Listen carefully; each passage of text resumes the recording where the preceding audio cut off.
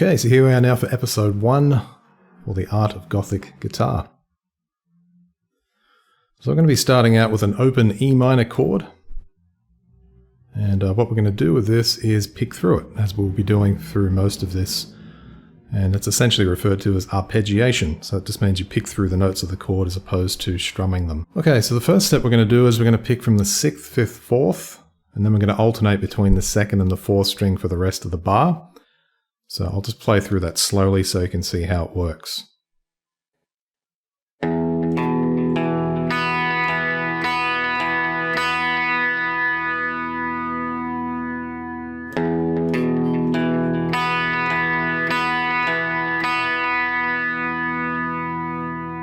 Note that the delay is set to the same tempo as the transcription says, so that'll be 155. And if you decide to play it faster or slower, you just adjust accordingly. So we're going to continue picking through that chord then, the 2nd bar, 4th, 5th, 6th.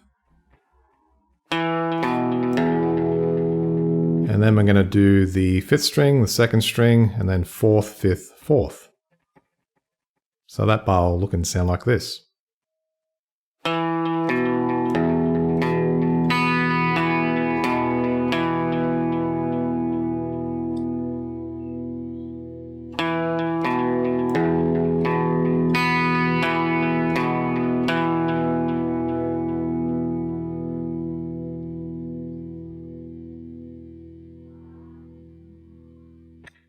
And note that in the first bar there I used consecutive downstrokes initially. And that's just, I don't know, I guess you'd call it an idiosyncrasy of my playing, a bit of a quirk. Sometimes I'll do that. I don't always do it. I could alternate pick it if I wanted. Whoops.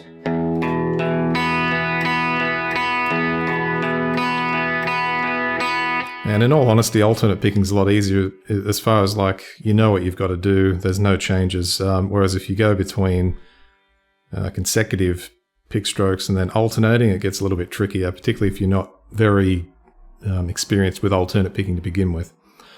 But as I like to say most of the time, just experiment with it and see what feels best to you. And this isn't a piece of, you know, virtuoso shred guitar, so it's not the end of the world if you don't always alternate pick or anything, but it's good to be able to do nonetheless. So in the first ending then, we're going to be still on the E minor chord, but we'll be introducing the C note at fret 1 on the 2nd string. And it's almost like if you brought the middle and the 3rd finger down, you do an A minor chord, and bring it back up to where we are. I've heard this voicing in a Robin Guthrie song somewhere, one of his albums, so if you're familiar with his work, you've probably heard it too. So what we're going to do is then basically do what we did in bar 1 as far as what strings and pick strokes and things we do. This time I'll alternate so you can see how that looks.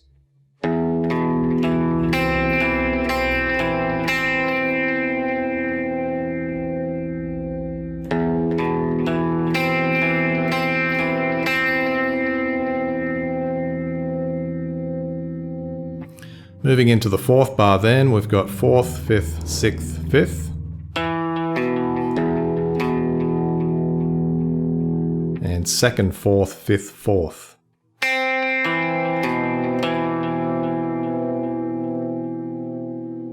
Which again is the same as bar 2. So essentially, once you've got the picking pattern down and the strings you've got to hit for the first 2 bars, you just repeat those in the next 2. So let's have a playthrough of this a couple of times. This will be bars 1 to 4.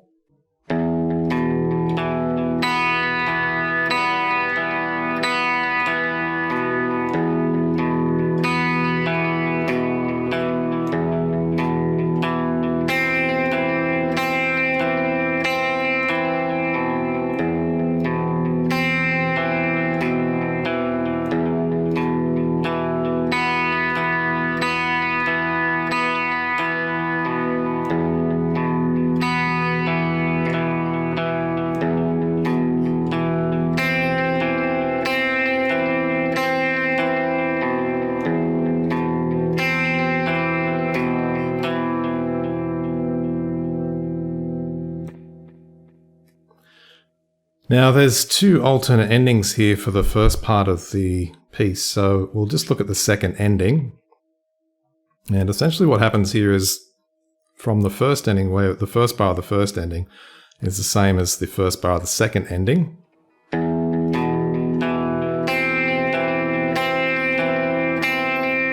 And then all you've got to do from that point is just keep repeating from the fourth to the second string.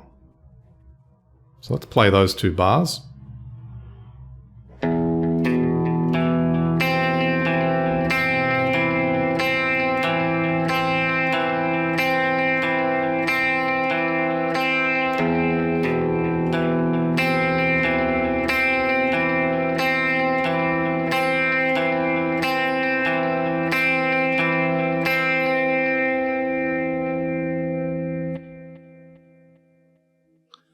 Okay, so now we're at bar 7, back to the E minor chord, just with the open second string, and different string pattern here. So the picking pattern, we can just use strict alternate. This is bar 7, so we're going to do this.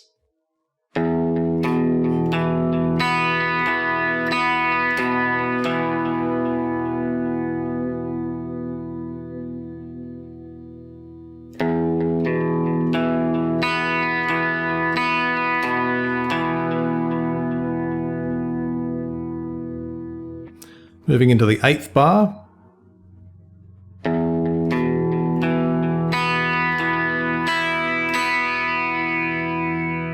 So just a couple of subtle variations.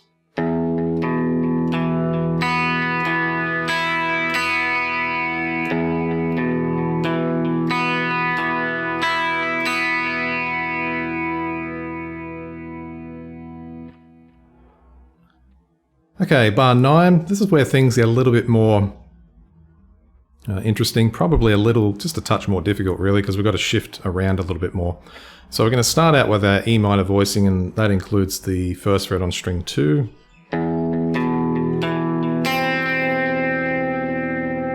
This is basically the first time where we've got a gap, and in this case it's an 8th note gap, so you'll notice that that note at fret 1 on the second string is a quarter note rhythm. So from that point, what we're going to do is set our pinky finger up at the 5th fret on string 3, because what we're going to do then is pick the open second, 3rd string, and string 1. And this gives us some tension between the B note, open second, and the C note, 5th fret 3rd. Plus then we've got the root note E on the top. So let's have a look at bar 9.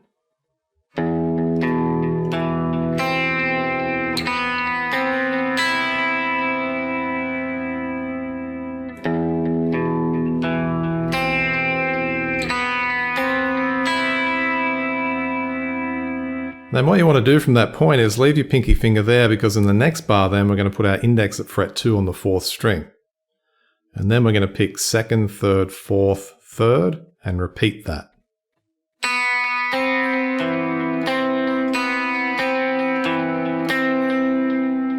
So this is bar 10.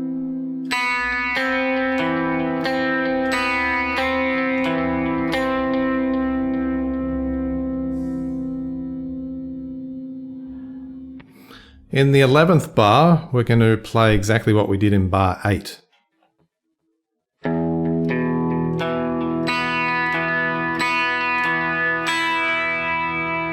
Actually, we're not. I just noticed. So let's go through that. So in the 11th bar, so we're starting off like we did in bar 8. So the first 5 notes are the same. And then the last 3 are different. So we've got open second, 4th string, and string 1. Because remember that in bar 8 we cut out one of the notes at the end there. So bar 8 sounded like this.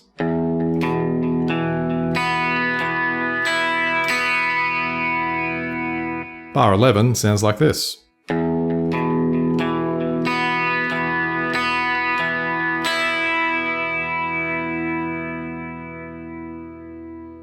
And then from that point we want to position the 3rd finger at the 4th fret on string 3 and the index at fret 2 on the 4th string. We're going to use the same string and picking pattern as we did for bar 10.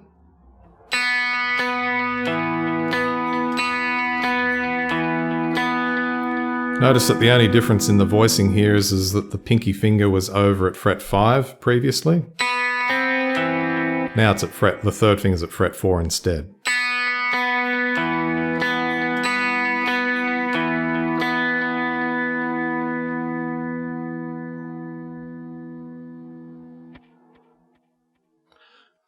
Okay, so bar 13, we're going to start off with the E minor voicing again, with the first fret on string 2.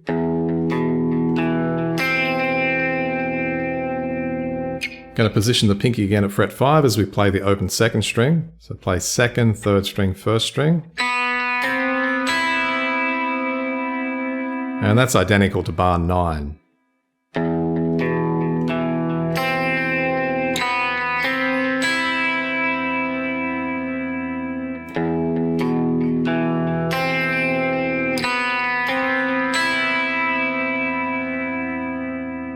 And bar 14 is the same as bar 10.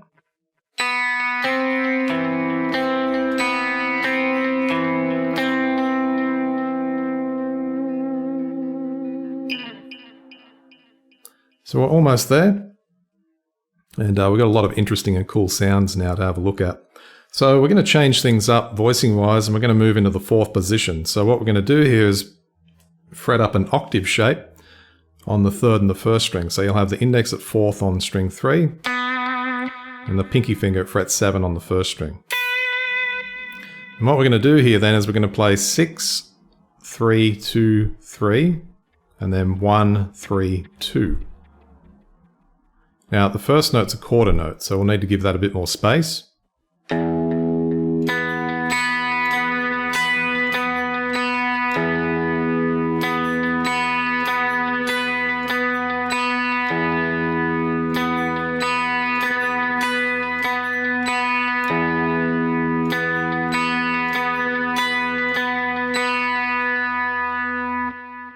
Then we continue to pick through that voicing without the 6th string, and we're going to pick 1, 2, 3, 2, and repeat.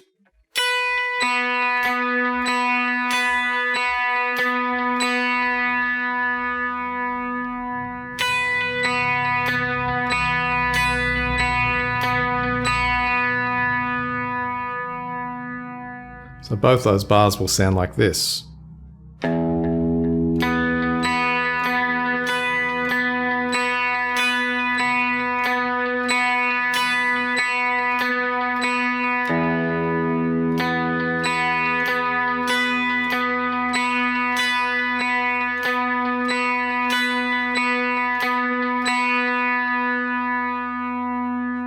Now all you've got to do now is, this is the easy part, just move that voicing across 1 fret, both fingers, and you're going to employ this exact same string and picking pattern as we did previously over the next 2 bars for the previous 2 bars. So it looks and sounds like this.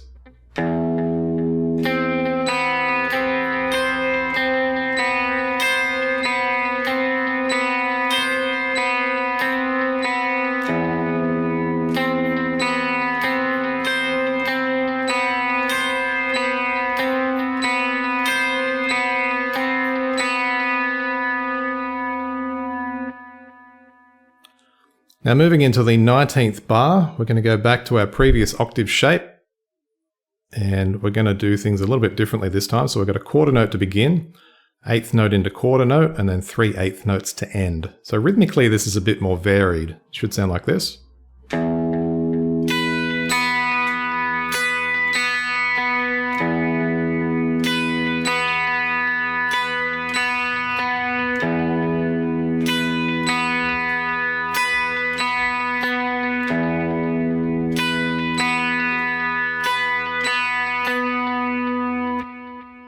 Stay on that voicing then for bar 20, and this time we're going to pick 1, 2, 3, 2, and then do a little fill at the end.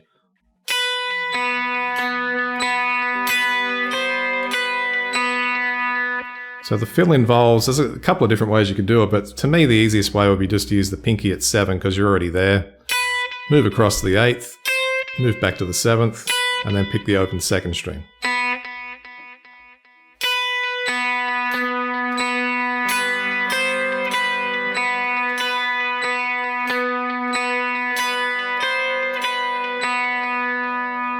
You might get a ghost note. That just means an unintentionally, normally an open string when you come off a note. So when you shift, take the first finger off. Just there.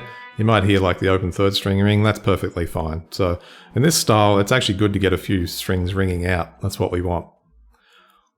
And then in bar 21, we're going to shift across into the 5th position. Still doing that octave shape, just in the 5th position. And we're going to do the same rhythm pattern as we did for bar 19, and it's the same string pattern as well. So it sounds like this.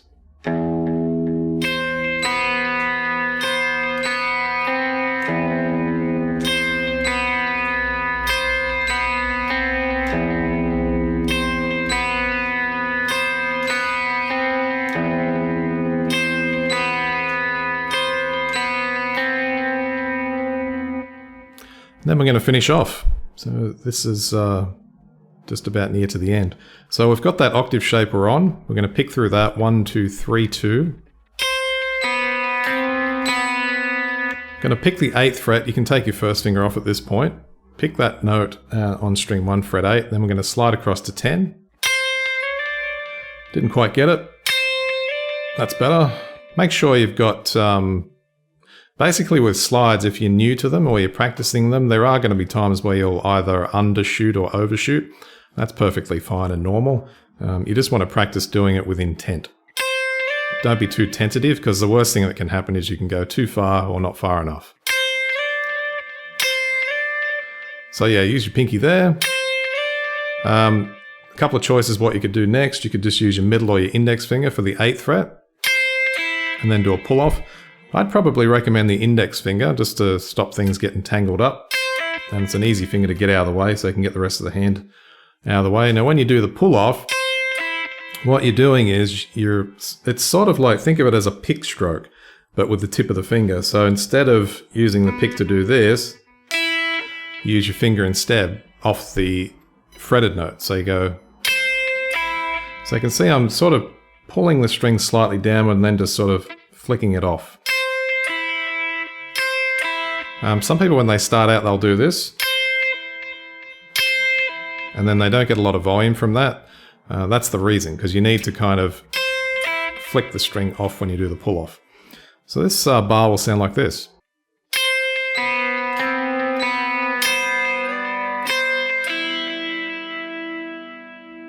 One more time.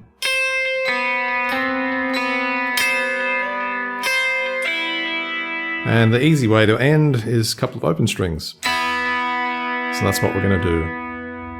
And basically those 2 open strings are essentially an E5 power chord inverted. So you've got the 5th on the bottom and the root note on the top. So when we did this lower chord here, that E minor voicing, that low string E, and there's the B note. So if you only play those 2 notes, it's actually the same 2 notes in a higher octave, and then just flip them around so the B's on the bottom. In the 7th position, it'd look like that. So you've got the E note and the B note. Here you've got the E note and the B note. This one's inverted, and so is this. Play it an octave higher in the 12th position. And that's another way you could end if you wanted to. You could literally end on a high note, or high notes. So you could sound like this.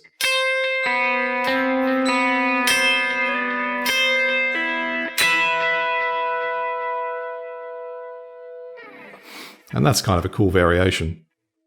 So I hope you've enjoyed that one. Thanks for supporting me on the Patreon, and I'll see you at the next lesson. Bye for now.